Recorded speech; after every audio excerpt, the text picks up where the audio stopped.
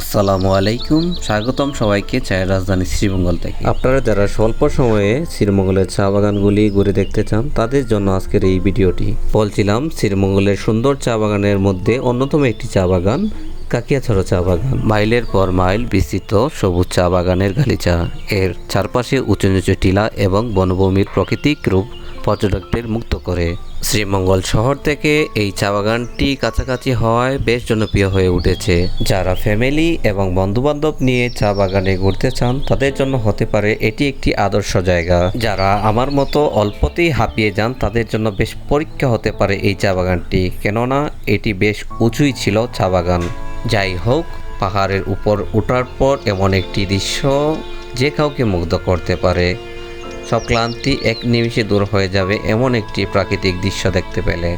এক পাশে চা বাগান এবং অন্য পাশে রাবার বাগান, দুটির কম্বিনেশন একসাথে দেখতে হলে আপনাকে যেতে হবে কাকিয়াছড়া চা বাগানে।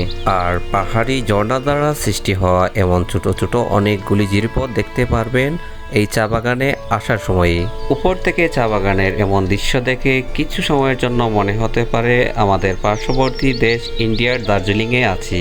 চা বাগানের সৌন্দর্য এবং রাবার বাগানের সৌন্দর্য দেখতে দেখতে কখন যে সন্ধ্যা গনিয়ে আসলো ঠিক বুঝতেই পারলাম না। আচ্ছা, ভিডিওটি শেষ করার আগে আপনাদের কিছু টিপস দিয়ে যাই। যারা শ্রীমঙ্গলে আছেন তারা তো অবশ্যই কাকিয়াছড়া চা বাগান সম্বন্ধে জানেন। যারা বাহির থেকে আসবেন তাদের বলে রাখি, শ্রীমঙ্গল চৌমুহনা থেকে একটি অটো নিয়ে আপনারা 50 থেকে 60 টাকার ভিতরে এই কাকিয়াছড়া চা বাগানে আসতে পারবেন। বাগানের পরিবেশটা নিরিবিলি হওয়ার কারণে আপনি আপনার মতো করে ছবি এবং ভিডিও করতে পারবেন কোনো সমস্যা ছাড়াই, এবং বাগানে ঢুকতে গেলে কোনো ধরনের টাকা পয়সাও দিতে হবে না।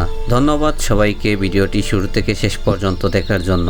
ভিডিওটি ভালো লাগলে অবশ্যই চ্যানেলটি সাবস্ক্রাইব করে একটি লাইক একটি কমেন্ট করে যাবেন। আর যারা ফেসবুক থেকে দেখছেন অবশ্যই পেজটি ফলো দিয়ে রাখবেন। আর এমন সুন্দর সুন্দর ভিডিও পেতে অবশ্যই আমাদের সাথে থাকুন।